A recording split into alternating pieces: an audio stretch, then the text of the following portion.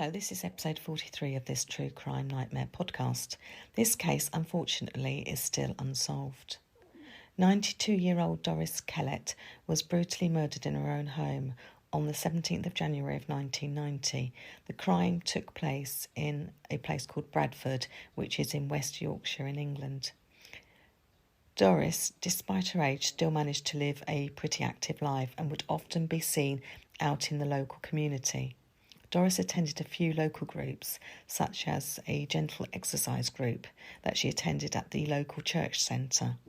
The centre had many different groups at the time, and they also had a lunch club for elderly people to enjoy if they wanted to.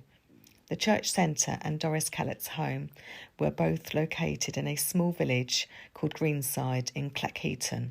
Cleckheaton is at the centre of a number of other small villages which together form the Spa Valley. Cleckheaton is about 6 miles from Bradford.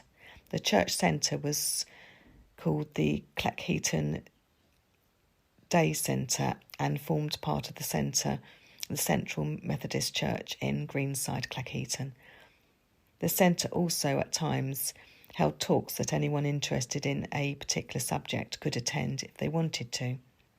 On the 17th of January of 1990, Doris Kellett had attended the church centre and had taken part in a gentle exercise group before having lunch at the church centre, which she apparently had done on previous occasions as well. She had been seen there by many people who knew her, and she had spoken to some of the other people using the centre facilities on that day, just as she had on many previous occasions. People who knew Doris said that she was a fairly independent woman who had her wits about her. It was said that she enjoyed being out and about rather than being indoors on her own. So at some point, after she had returned home after having had a 3-course lunch at the church centre, she was murdered in her own home. Doris was beaten over the head with a blunt object, and she subsequently bled to death after suffering a fractured skull. Her body was discovered by her home help at about 6:45 p.m. on the 17th of January of 1990. The home help was attending her house as prearranged between herself and Doris. The murder weapon has never been discovered. It was later determined that Doris Kellett's killers had stolen a few items, an unspecified amount of money, a ring, and a paperweight appeared to have been stolen. Was the motive murder, or was the motive robbery, and it went wrong and Doris ended up being murdered? Why would somebody attack a defenceless woman of 92 years old? The police at the time were under the impression that it was a robbery that had gone wrong. Some local people in the area close to Doris's home had apparently observed her talking to 2 men on the very day of her murder. In fact, it was only about 3/4 of an hour or slightly longer before her body was discovered, which does seem quite a likely lead, really. The men must have been quite brazen to have committed such a crime in that particular area, because the local police station was only located approximately 20 yards from Doris Kellett's home. Doris had been seen talking to 2 men on her doorstep of her home at about 5 o'clock in the evening. One of the men had been holding a clipboard.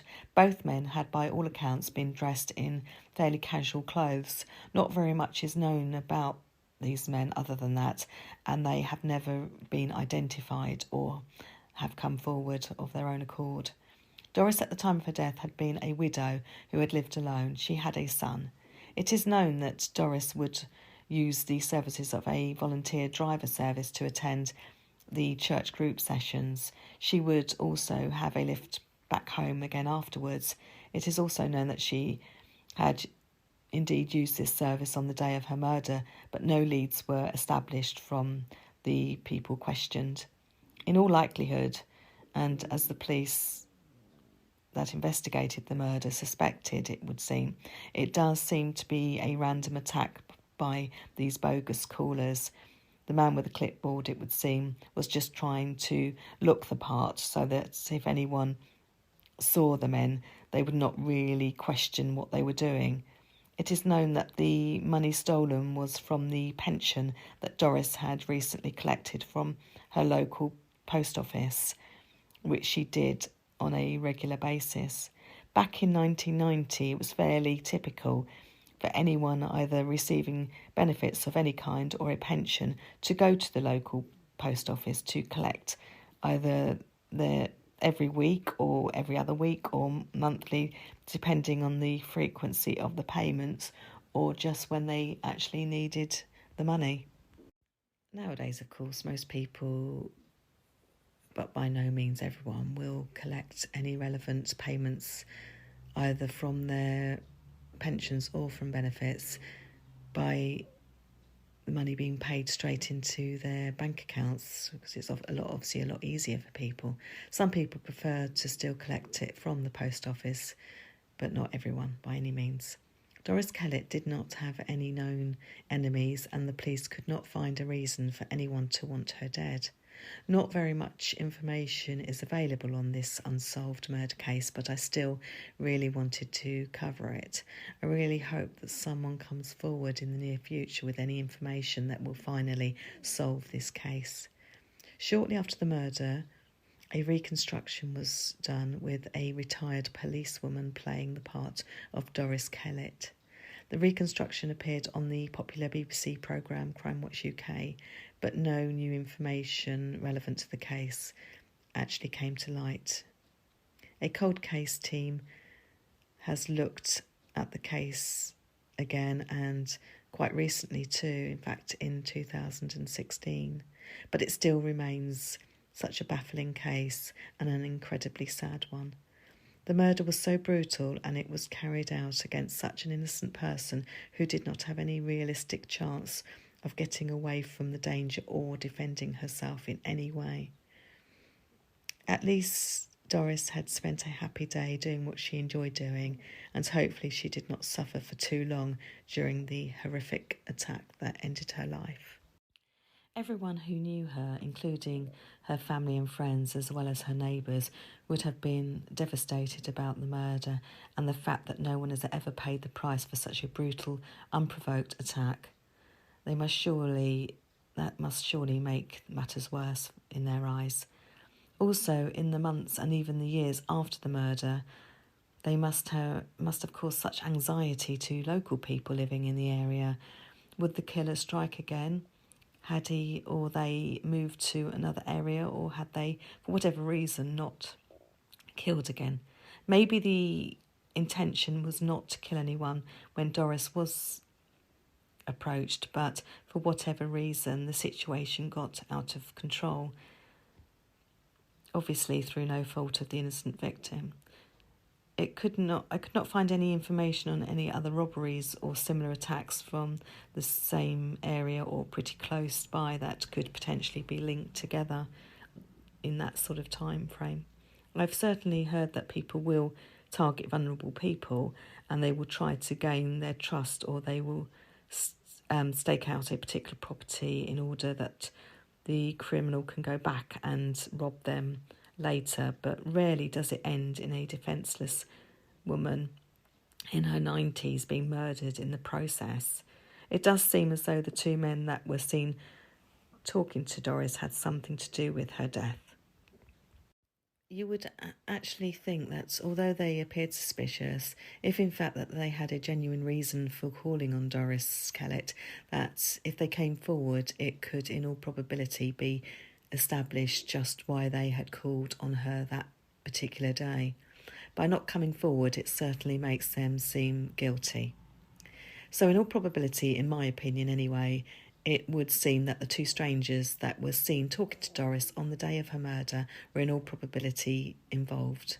The fact that money was missing would imply that robbery was the motive, but why kill a defenceless woman who posed no threat to them at all, other than maybe she would be able to identify them, or at the very least be able to give a good description to the police, which could have led to them being apprehended later, maybe.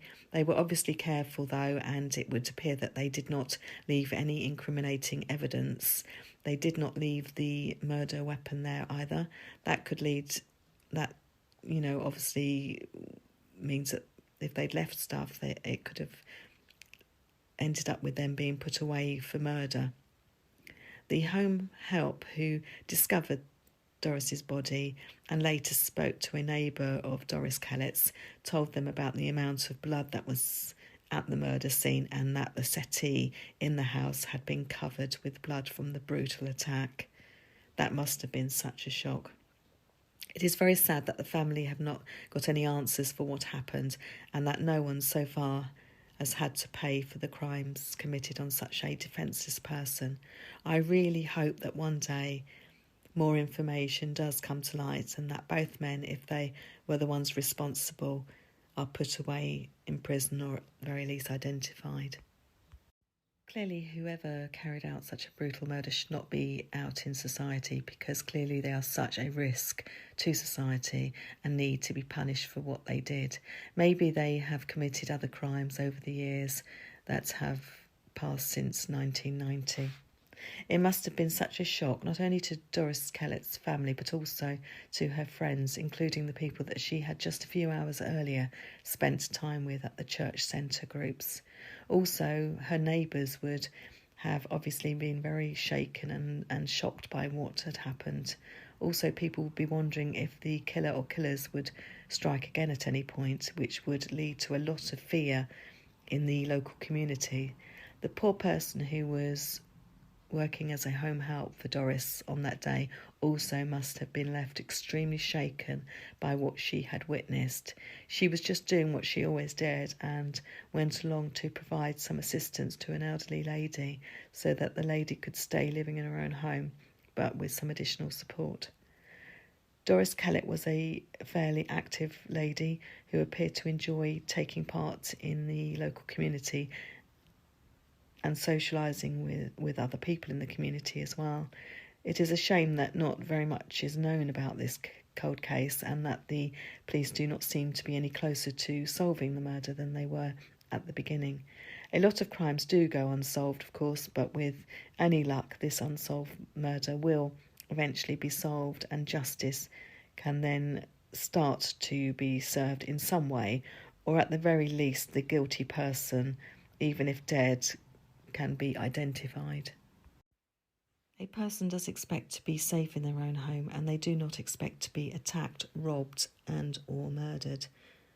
Thank you so much for listening, and I'm sorry that there is not more information available on this very sad case.